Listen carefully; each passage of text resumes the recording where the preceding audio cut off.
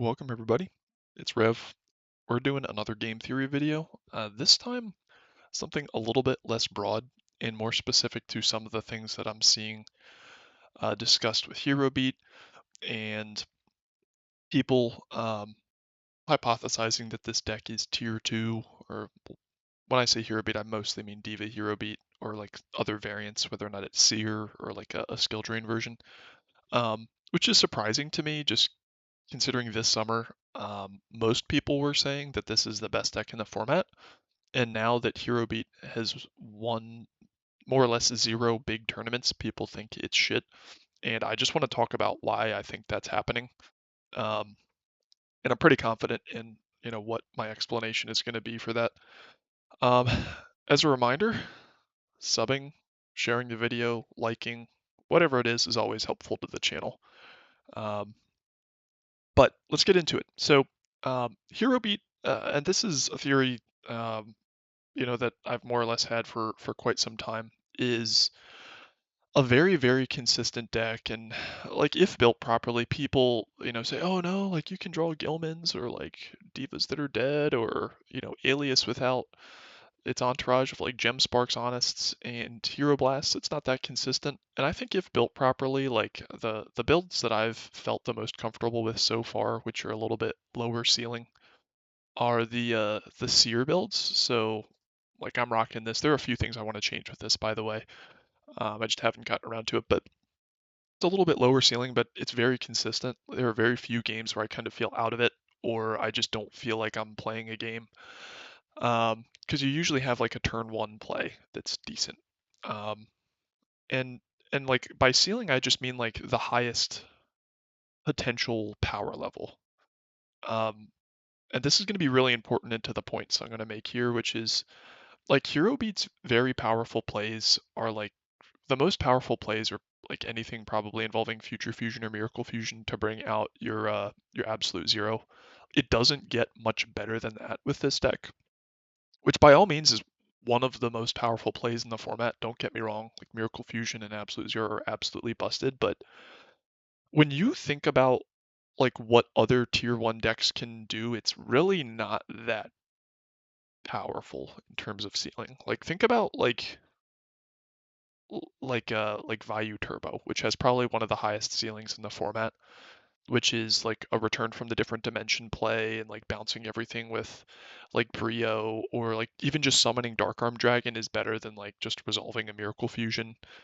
Um, like being able to spam out like basically OTK levels of damage in that deck, or like Dragon Turbo like is the highest ceiling deck probably because like its ceiling is just winning the game and you not being able to special summon with Drago and like block it with a Trag, Fader, or Gores. So it's like clears all your back row and draws literally like 15 cards in a turn. So like think about like how powerful that is versus a Miracle Fusion, just a much higher ceiling, or even like I could go through every deck, but like Blackwings, even just resolving like a Whirlwind twice is significantly better than Miracle Fusion by like a long shot, like a Resolve Miracle Fusion. So like it just has a much higher ceiling. Um, all of those decks do. But what Hero Beat gets in exchange for that is cards like Ecall, cards like Rhoda, and like cards like Honest to back up its alias. So it's a very consistent deck if built properly. Um, you very rarely feel out of the game, and this is something I've learned with playing Edison format, which is there are a lot more games where I do feel out of it, and I'd put it like with most top tier decks. It's like it's close to like a third to 40% of games I just don't really feel in it. Like, which is kind of frustrating. It's like, okay, you went first and you drew better. Um, I have nothing I can do. Um, and I frankly don't think it's a skill issue. I just think that's the way the format works when you have cards that are just head and shoulders more powerful than other cards. But um, what we're trying to answer here today is whether or not this deck can win a tournament. And I'm also going to throw in some comments on whether or not this deck I think is good. And I'll just spoiler alert, I think this deck is very good. I think it's very, very good. Um, and what I kind of want to get into is what the difference is between decks that win tournaments and decks that top. And in my mind, a deck that a deck or a player that tops a tournament is 0% difference and 0% different than a deck or a player that wins a tournament. Like when you get to that like high of a level of a tournament, the difference between getting like a top 8 or winning is nothing. Like you're not better if you win and you're not worse if you top 8. It really just comes to variance at that point, and who at that point in the tournament, everyone's going to be good. Um, for the most part, like you're going to have a few players that are just lucky that topped, but for the most part, you're playing against a very, very skilled cohort of players, and who gets the win is dependent on, in my opinion, how high the ceiling of your deck is. So I want to visualize with a few graphs here what statistically distributions can look like and how that's going to vary between different decks, and how a deck can have a higher win rate but win less tournaments. And I think this is a very, very important point for people that think win rate is the only thing that matters. Or, sorry, tournament wins are the only thing that matters. But you can have a deck that wins more frequently, but in terms of having a higher win rate, but doesn't have wins of tournaments. So here's the first thing I want to look at. These are all right skewed distributions. Um, I couldn't find a graphic that overlaid just like a normal distribution with right skewed distribution. So just pretend that this red one is like a normal distribution, or it just doesn't have this right tail to it. But what we're looking at here is what I would visualize the outcomes of hero beat being, which is that it's a very narrow range in this red distribution. Um, and this peak of the distribution and the peak of the green distribution and the peak of the blue distribution are the mode or the most common occurrence of, let's just call it a win rate. And this is basically modeling win rates. So per my estimation, I would say that Hero Beat has one of the highest win rates of the format of any deck. You know, this might be a deck like Black Wings, and this might be a deck like Vayu Turbo, which is to say that the overall win rate of some of these decks can be higher, but it's going to have less representation at the highest levels of tournaments. And it's going to have less tournament wins for a few reasons, which I'm going to get into. This mostly has to do with ceiling. Um, so what this basically visualizes as a win rate is how sacky your deck more or less is. The right tail of this distribution um, is basically just how lucky you're getting.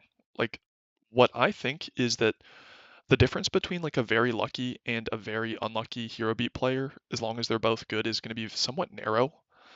The difference between a Vayu Turbo player that's very lucky and a Vayu Turbo player that's like really unlucky and is going second like 80% of a tournament, or the guy that's just drawing like Dark Armed Burial Return at the right time and going first like 80% of the time, is very, very wide. Just because it's a sackier deck, and that doesn't mean it's, you know, better or worse, but the distribution of outcomes is really, really far stretched right, because the ceiling of what you can do if you're drawing like a god or milling like a god or going first more often than you should statistically is super, super important for a deck like Vayu Turbo. So what I'm kind of getting at here, and if you're wondering what these numbers are, is that the average could be the same. And notice I'm saying average and not mode. The average could be like, let's just say this was 50, like, or 0, but the average, that mu, like this first number here, is could be the same for all decks. But the most frequent outcome could be higher. Like the most frequent outcome of win rate could be higher for a different deck depending on how it's skewed. Uh, this uh, this second number, sigma, is the standard deviation, which is just a measure of variance. So as you can see, like based on how wide the distribution is, this is a smaller number, 0.25, so it has a much less wide distribution of outcomes. For blue, it's a very, very wide distribution of outcomes because the standard deviation is much wider and it's right skewed. So that means when you're, you know, rolling the dice and you're getting a lot of good outcomes, the outcomes are going to be very, very, very good for you if you're running a much higher ceiling deck. If you're running hot with Hero Beat, like there's there's incremental advantage, of course, but it's not like you're just auto winning games because your deck is just sacking everyone's balls off and you're going first. So, um, That's my hypothesis. And I'm going to visualize it and add some further explanations here, which is that, again, this is the mode, this is the median, and this is the mean. If you need to brush up on statistics, the mode is just the most common um, like outcome. So if you were to like sample 100 players, that's the most common win rate. Um, the median is the uh, like the middle outcome. So if you like had 100 players, it's going to be like the more or less like with rounding, like just the 50th outcome, like in the middle of whatever distribution is, and the mean is just the average.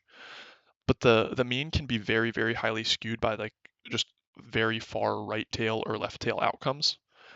So you get these distributions sometimes where like you can have a higher mode for something like Hero Beat, which is like a win rate that like at least according to War League is the highest win rate deck at over 60%. It's like close to 65%. But the range is likely a lot tighter, and you can have decks like Vayu Turbo, who's according to War League stats, which I think are probably the best stats to look at, um, in like the low 50s. Like I believe it's like 54ish% for Vayu Turbo, 53. But there are going to be players that are just for a small sample size total sackers, and they're going to have like 90%, 80% win rates using Vayu Turbo. So those win rates drag the overall, distribution, um, in that favor. And why I'm getting at this is like with a tournament, the sample size is so small that the players that top have to like statistically be the luckiest players that are also good. Like you just, if you top, you have to be good, but you also 100% have to be lucky. James Frazier, I believe, said that, or I don't know if he like started that saying, but I've heard him say it, and it's so true. Uh, just because there's so much sampling bias on like what you look at a tournament. Like you can have a deck that has an overall better win rate, but doesn't have as many tops, just because you're taking a sample of what the luckiest players are. And if those players are playing decks that reward luckiness more, you're going to get more tops. Um, which, in my personal experience, could not be more true with like Vayu Turbo. There are just so many more games with Vayu Turbo where I just don't feel in it, and then sometimes you get a string of games where you just feel unbeatable. And like, let's just say you're playing a 7 round tournament, like there's bound to be like if there's 30 Vayu Turbo players, there's bound to be one of them that is just the luckiest of the Vayu Turbo players. And when Vayu Turbo is lucky, it's the best deck in the format. Like there's just no questions asked. So you get this like situation where the top is skewed, top 8 or the winner is skewed towards the luckiest players, and then you're just going to have the decks that reward the luckiest players the most.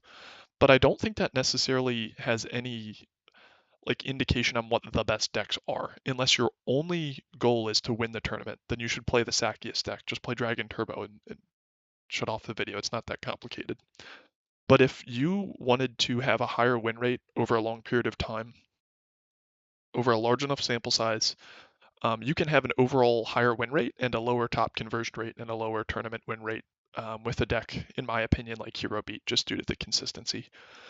So I'll try to summarize this. I mean, hopefully you're following along with what my thoughts are on it, which is that, because certain decks have maybe a lower overall win rate, but a much higher payoff when their luck is going their way, the top tables of the tournament are always going to be saturated with the highest ceiling decks more than the more consistent low ceiling decks.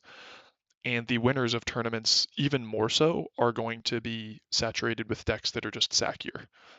Doesn't mean they're bad decks, they're just higher variance, higher right tail payoff. And, if you make it to top 1 at a tournament, you're good and lucky. Um, so that's really it. If you have any questions or thoughts on this, let me know. But like just from my experience playing these decks, it just feels right. Like even when I play Black Wings versus Hero Beat, or I play Vayu Turbo versus Hero Beat, like there are just decks that sack harder. Like my like most recent like local win, like I did draw some pretty fucking good cards at good times. Like it's just like, oh, I guess I just top deck Dark Armed and I took the match. I had Royal Oppression, turn one versus quick draw dandy warrior, that's good. So I just that's how I feel about it. Um, and I wish people would focus less on tournament tops. I don't think it's a meaningful statistic at all. I think lifetime win rate for players is the best way to assess them, and also um, like really looking at their gameplay and seeing if they're playing properly. Because especially Edison's a very sacky go first format in a lot of ways. Um, and I think people get a little bit of inflated egos if they have a hot streak, whether or not that's in War League, in Goat, or Edison. Um, but you really, really have to evaluate a player based on how they play in individual games. Just because this is Yu-Gi-Oh, things are very random, and you're going to have good players that have spurts of really, really bad win rates, and you're going to have mediocre players that just cannot lose. So you really have to look at the effectiveness and thought process behind their plays as opposed to just the outcomes. I think it's a really, really bad way to evaluate players and decks. Thanks for watching, guys. I'll see you later.